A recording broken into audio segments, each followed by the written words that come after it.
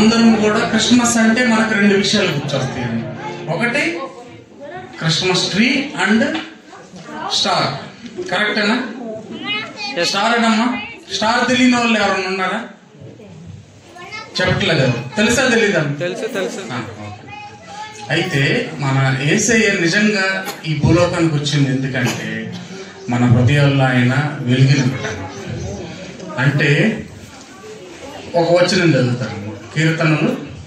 ఎవరు చదవదు, నేనే చదువుతాను. విస్తార జలముల ఘోష కంటేను, బలమైన సముద్ర తరంగముల ఘోష కంటేను ఆకాశమునందు యెహోవా బలిష్ఠుడు. ఆయన శాసనములు ఎన్నడనూ తప్పిపోవు. నా దేవా, నా ప్రభువా, ఎన్నటెన్నటికీ పరిశుద్ధతయే నీ మందిరమునకు అనుకూలం కదా ప్రభువా అని భక్తుడైన దావీదు తెలుపుతా ఉన్నాడు. అంటే ఆయన సన్నిధికి అనుకూలమైనది ఏంటమ్మా? ఆయన సన్నిధికి అనుకూలమైనది ఏంటి? పరిశుద్ధత. చెప్పాలమ్మా, ఆయన సన్నిధికి అనుకూలమైనది ఏంటి? పరిశుద్ధత. పరిశుద్ధత ఎక్కడ ఉంటది? ఆయన మందిరంలో పరిశుద్ధత ఉంటది. మనమేమై ఉన్నాం? ఆయన ఆలయం ఉన్నాం. అంటే మన హృదయం కూడా ఒక మందిరం అన్నమాట. మన హృదయంలో పరిశుద్ధత ఎప్పుడు ఉంటది? అది ఎలా ఉంటది ఏంటంటే, మన పితరుడైనటువంటి ఆదాం తాత ఏదైనా వనంలో ఏం చేశాడమ్మా?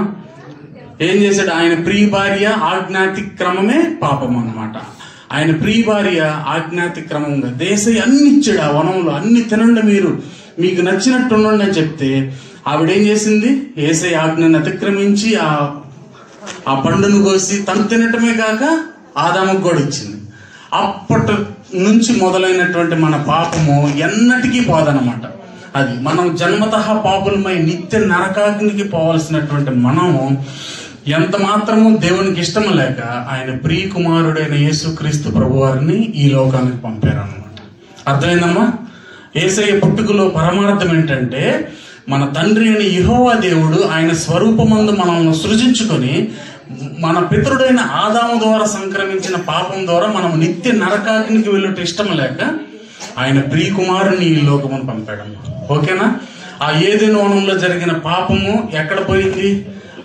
ఆయన జన్మతః పాపము లేనివాడు. యేసయ్య ఏమని చెప్పాడు తెలుసమ్మా? నాలో పాపం ఉందని ఎవరైనా అలా ఎవరైనా చెప్పారమ్మా? చనిపోయి బ్రతికిన వారు ఎవరైనా ఉన్నారా? చూడండి, మనం ఏ బుక్స్ చూసినా సరే క్రీస్తు శకం, క్రీస్తు పూర్వం, ఆయన పుట్టుకలో అంత గొప్ప విషయం ఉంటది అనమాట. కాబట్టమ్మా మనమందరము కూడా ఆయన పుట్టుకలో ఉండే పరమార్థాన్ని గుర్తించాలి.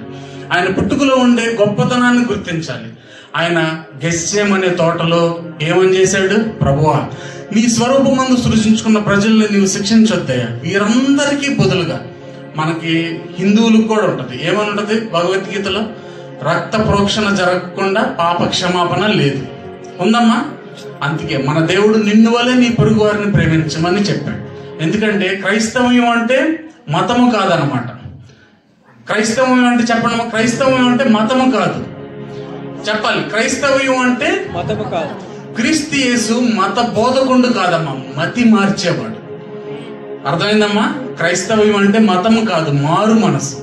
క్రీస్తు యేసు మత బోధకుండు కాదమ్మా, మన మతిని స్థితిని మార్చినవాడు.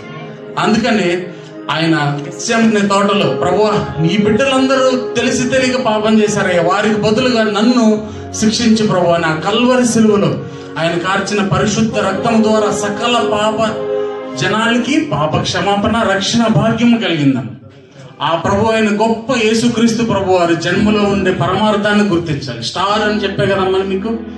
ఆయన స్టార్ని మనం స్టార్ అందరు పెట్టారా? అందరు మీ ఇంటి దగ్గర పెట్టారమ్మా స్టార్? అందరు ఎక్కడ ఏ మాల్కి వెళ్ళినా సరే స్టార్ కనపడుతుందా? ఆ స్టార్ నిజంగా మన హృదయంలో ఉదయించాలి. అది మన హృదయంలో యేసయ్యని సొంత రక్షకుడిగా అంగీకరించుకుంటే ఆయన మనకి పరిశుద్ధాత్మని ఇస్తాడమ్మా. పరిశుద్ధాత్మతో మనం ఎక్కడికి వెళ్ళినా ఏం జరుగుతుందో తెలుసా? యవన బిడ్డలకు చెప్తాం. మందిరంలో ఉండగా నిజంగా యేసయ్య పుట్టుకలో పరమార్థాన్ని గుర్తించాయా, నా కొరకు నీవు జన్మించావు ప్రభువా, నా పాపముల నిమిత్తమై నీవు చనిపోయావా ప్రభువా అని పశ్చాత్తాపంతో ఆయన ఎదుట, ప్రభువా నా గత స్థితి ఎలా ఉండినానో ప్రభువా, నీవు నా సొంత రక్షకుడిగా నా హృదయంలో ఒక నక్షత్రం లాగా, ఒక స్టార్ లాగా నాకు ఉండే అంటే ఆయన పరిశుద్ధాత్మను మిగిస్తాయి. పరిశుద్ధాత్మనంగా దేవుని వాక్యము నా పాదములకు దీపము, నా త్రోవకు వెలుగునై ఉన్నది. అటువంటి వాక్యం నీ హృదయంలో ఉంటే ఏమైతే తెలుసమ్మా, బయటికి వెళ్ళినప్పుడు పొరపాటున ఏదైనా సరే కానిది మనం చేయాలంటే వెంటనే మన హృదయంలో వాక్యం మనతో మాట్లాడుతుంది. ఆయనే పరిశుద్ధాత్మ దేవుడు. అర్థమవుతుందమ్మా? వాక్యము యేసయ్యను సొంత రక్షకుడిగా అంగీకరించుకొని ఆయన వాక్య ప్రకారం జీవిస్తూ ముందుకు సాగిపోతా ఉంటే పరిశుద్ధాత్మ దేవుడు మనతో ఉండి మనం నడవలసిన త్రోవను మనకు తెలియజేస్తాడు. అర్థమైందా?